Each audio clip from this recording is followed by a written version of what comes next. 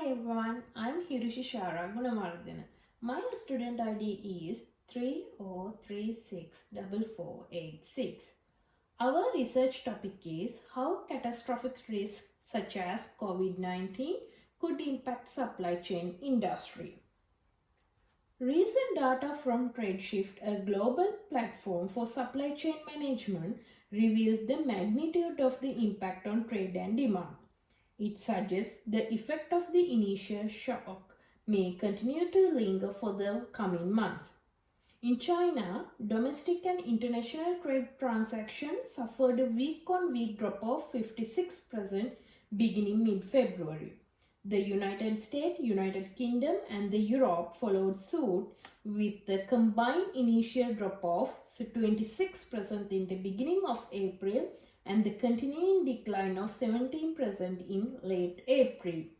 That drop off you can see from this line graph, week by week transaction volume, US, UK and the Europe. There are two side effects of the contraction in global trade have emerged.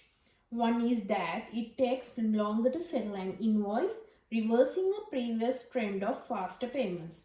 According to TradeShift data, business took an average of 36.7 days to settle an invoice in 2019 compared to 36.8 days in 2018. In the first quarter of 2020, average payment terms have risen 1.7% to 37.4 days. Secondly, the lack of orders going through the supply chain is building up to another tidal wave with new orders flowing and the invoices dropping off. Average weekly order volumes on the TradeShift platform have dropped by 15.9% since March 9th.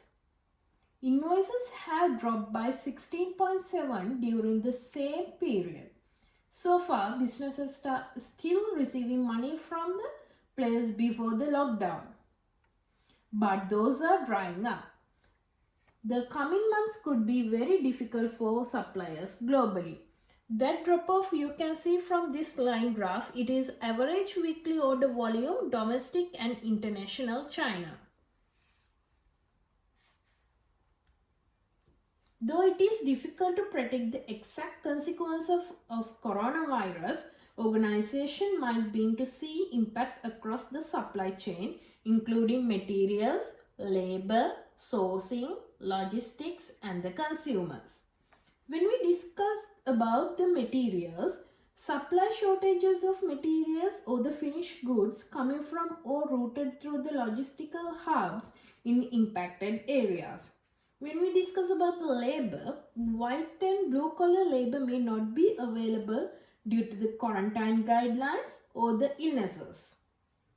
Sourcing.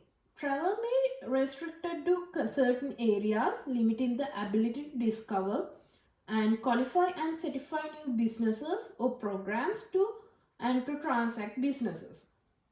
Logistics. Established hubs and supply networks may experience limitations in capacity and the availability, so that even if materials are available, they would be stuck in elsewhere. Finding alternative routes and means of transportation will become difficult. Consumers. Consumers may be more cautious in their purchasing habits due to fears about being in public and the potential exposure to the virus. Many may turn to online sales, challenging logistics networks. There are 5 priority areas in retail supply chain. Now I am going to discuss about that 5 priority areas and what we can do to mitigate that risk. First, suppliers. Due to surging demand for essential non-discretionary goods, retailers are facing network-wide shortages. To combat this, retailers are working closely with companies across their supplier bases. So, we can take action to mitigate that risk by simplifying SKU profiles to reduce variety and boost quantities, easing payment terms, redirecting resources. Merchandising operations. With retailers looking to reliabate their product orders to be in line with customer demand, they will also need to feed the change across their purchasing, planning and inventory management operations.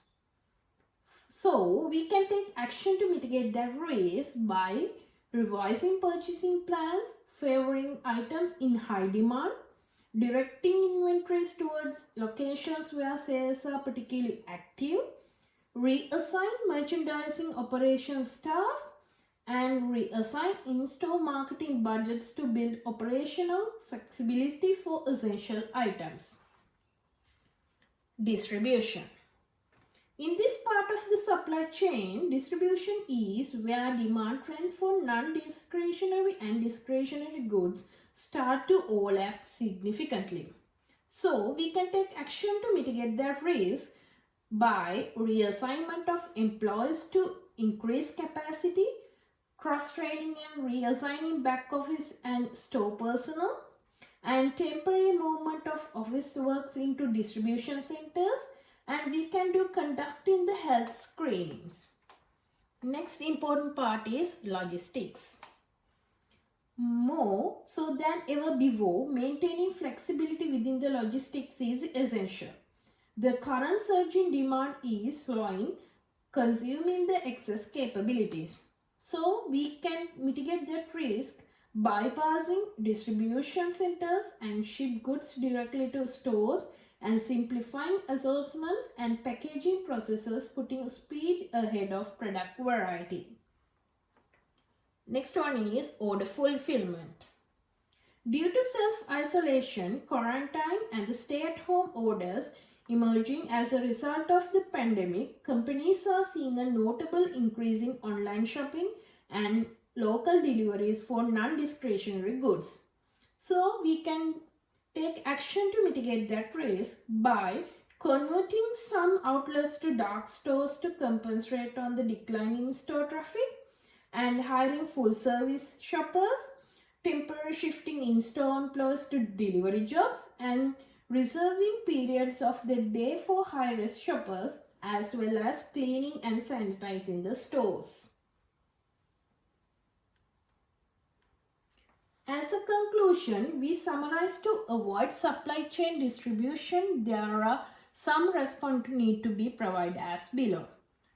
For workforce, we can provide clear and the consistent communication through human resources, and we can implement travel restrictions to our employees. Products.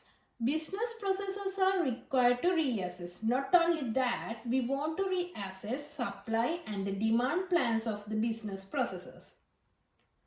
Cost. Additional cost should be attributed to the entire organization rather than individual departments. These are the references which we use for our research. Thank you for cooperation.